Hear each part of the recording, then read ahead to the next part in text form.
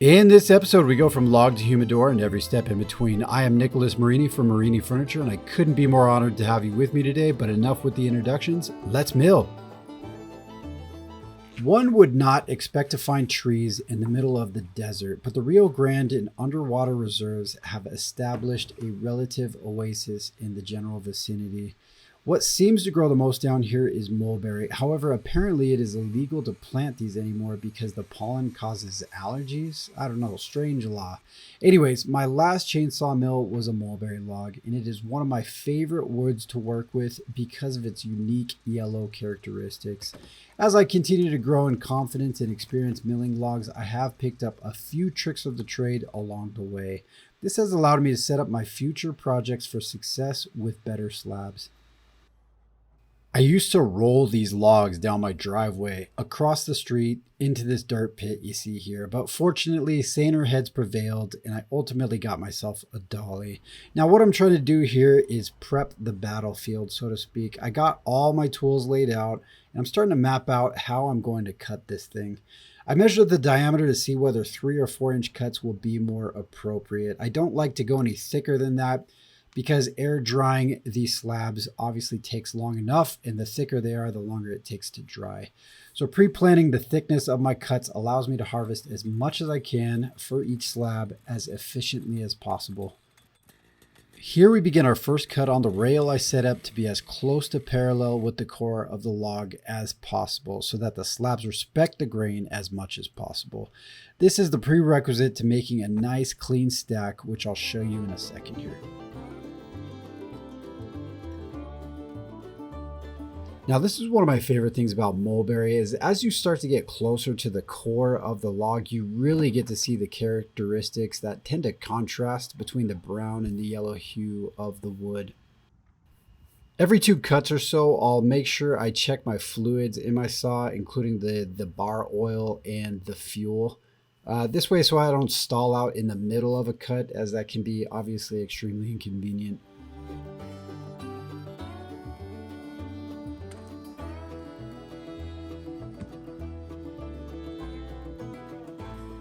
Unfortunately, I will not be able to use these slabs for this project as it will take years to dry. Due to my lack of space at the moment, I only have air drying capabilities, which in the woodworking community is definitely not the preferred method of drying wood, at least from a modern perspective. The preferred method is kiln drying wood, and if you really have some money to invest, a vacuum kiln is the way to go. I'm not entirely sure in what direction I will expand my operation at this time, but I do tend to lean towards the more economic approach as it does enable me to allocate resources where absolutely necessary. Not to mention with the amount of wood I have and lack of storage for that wood, it would probably make the most sense to build a solar kiln for drying and storing these from the extreme elements down here. Look at this, a nice clean stack. It's one of those simple things that just makes me really happy. There are more than a few things I take into consideration when selecting which slabs to work with. Moisture content level, splitting, and size. In this case, the log I selected had not been milled at all, but I knew because of the orientation of the log that it was going to have some burl characteristics within it that were going to make it well worth the trouble. One of the things I like to do when I'm preparing to cut in a certain direction is plane a bit off the surface to create a flatter cutting foundation. It's not always necessary, but I do find it easier from time to time. The flatter I can get a foundation in this case, the less stress I'm going to put on my bandsaw blade. It is at this point where I'm starting to understand the wood I'm working with a bit more, including the moisture content level in figuring and how I want to orient the figuring into my design to create something unique, appealing, and quite frankly, just different.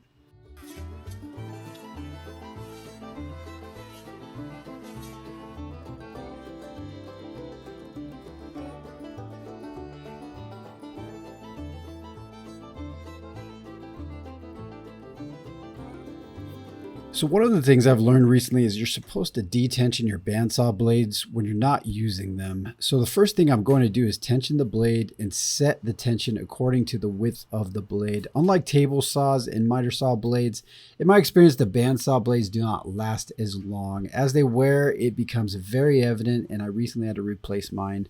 Rewatching the footage, one critique I have for myself is I should have minimized the blade exposure to something closer to the log. This prevents a lot of stress and extends the life. Once the planks are cut, I can start to see the characteristics of each, and I begin to visualize which plank will be utilized in what orientation based on the appeal of the selected planks.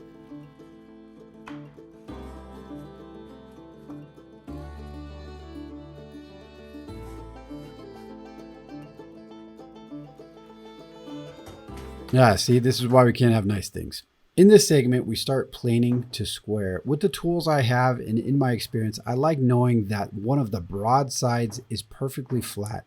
Once a large flat surface is established, I can pivot off that surface to ensure that my squaring is in fact square. This router sled was one of my best purchases I've ever made because it allows me to create that flat surface. Furthermore, this works great for those larger slabs as most garage planers will not tolerate any width beyond 13 inches. I go through my typical checks when using the sled as this is an extremely high-powered tool with a lot of room for error.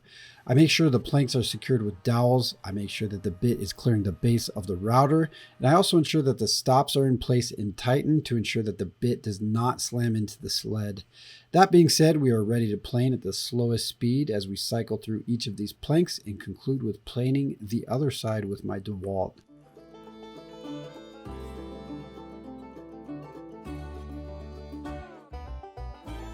At this point, we are really getting a closer look at the figuring, and these are turning out to be some great planks for this project. Squaring, I think, is one of those things that woodworkers, when they first start out, they don't fully understand how complicated the process can be. And really what it took for me was sitting down and studying where I was going wrong with the whole thing. It started with understanding it's not as simple as running something through a planer or a joiner. It was about making sure that one perfectly flat side became the anchor to pivot off for all remaining planing and joining efforts. In other words, two sides can be parallel, but if the adjoining side is not 90 degrees from that cut, you have not successfully squared anything at all. Everyone has their own system, but mine in general is plain, join, table saw, miter. It works for me. As I said, it took a long time for me to understand this, and it was an extremely frustrating process, but pushing through that was a rewarding experience, and it really helped me build a lot of confidence as a result.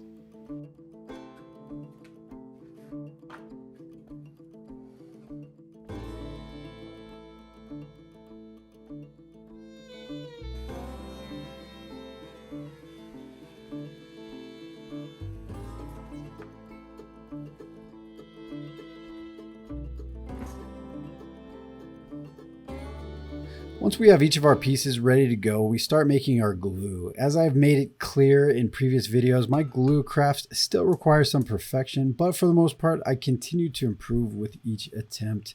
Here we warm up the milk to a decent temperature, but not too hot. We gradually add some vinegar to the milk until we can separate the curd from the whey. Once that's done, we dry it off with a salad spinner, send it back to the pan, and add some baking soda. We turn on low heat and mix until the reaction occurs. Once the glue cools, we pack it up into a container and head back to the garage.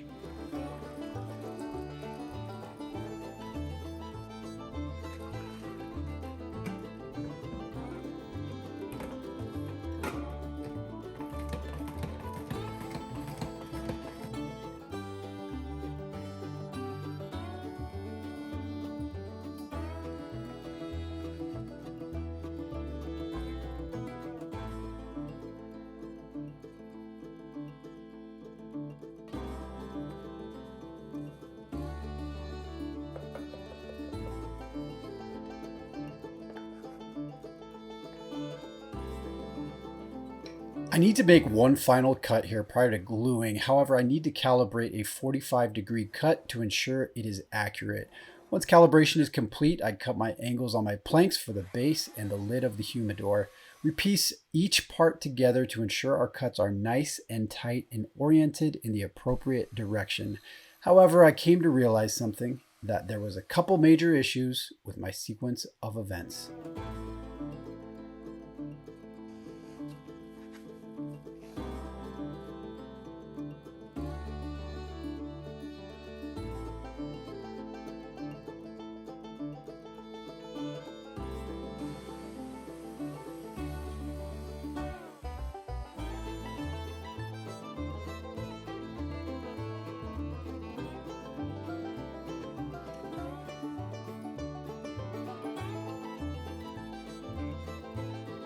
Look at this, these perfectly squared and angled cuts, just destined to be a great project. The purist in me could smell the roses. Victory was so inevitably close. However, my hubris, growing unchallenged, was about to be checked. What could possibly go wrong?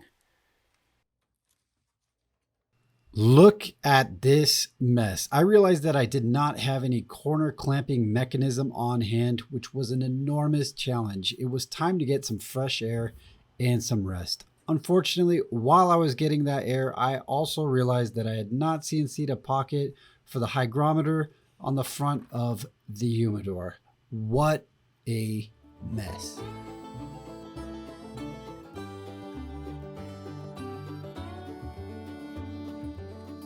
All right, stop sulking. It's time to shake it off. At this point, my perfect square and angled cuts were glued together with some fairly rough clamping. However, I had to make do. We sand off any remaining glue or glue discoloration to ensure we are working towards that smooth surface. Usually, baby wipes can get rid of most of that residue, but sometimes they are just too hard to reach behind those clamps and the glue ends up drying. Once complete, we transition to the sizing and cutting of the walnut base to fit snugly within the interior of the perimeter to add some nice contrast.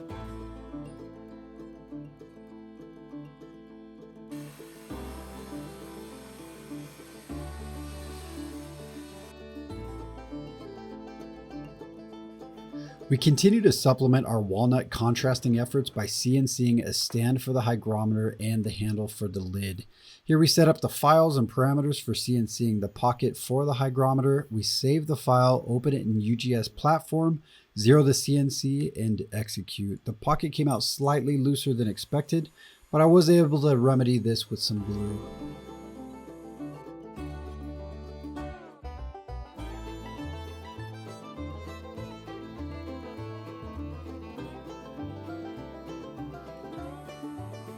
Moving on to the handle, we support the Southwest theme by adding a sprinting horse on a curved handle, which I've never actually tried before. After designing the file in Aspire, we save the file, open in UGS, and zero the CNC again.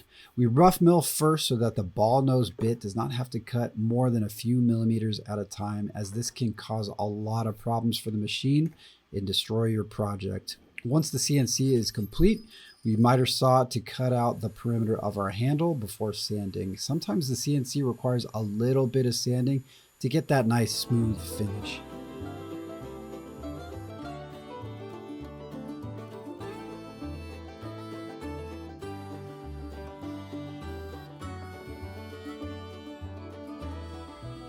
We then position the handle so that we get it nice and center and a reasonable height from the lid of the humidor and move on to the placement of the hygrometer on the interior. I know, judge me accordingly. Desperate times call for desperate measures. We begin screwing the hinges to the base and the lid by drilling a hole first, as the screws are relatively fragile and mulberry is quite hard. I really do not like to use metals with my projects, but as I continue to compromise with the purist in me, I cannot help but appreciate the level of sophistication it brings to the project.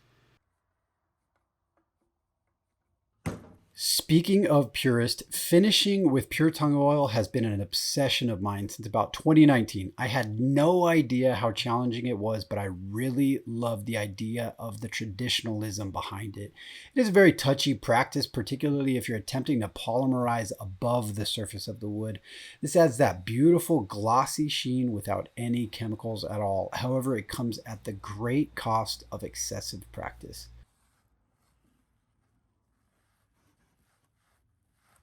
And here you have it, the Humidor. Thank you for enduring the various blunders of this project. I hope you at least appreciated the creativity. There will be more to come, and full episodes are now built into my schedule. There will be a new episode on the first of every month from here on out. If you cannot wait that long, I regularly post shorts every 1 to 3 days. At this point, I just wanted to say thank you, subscribers. Thank you for watching, and until next time.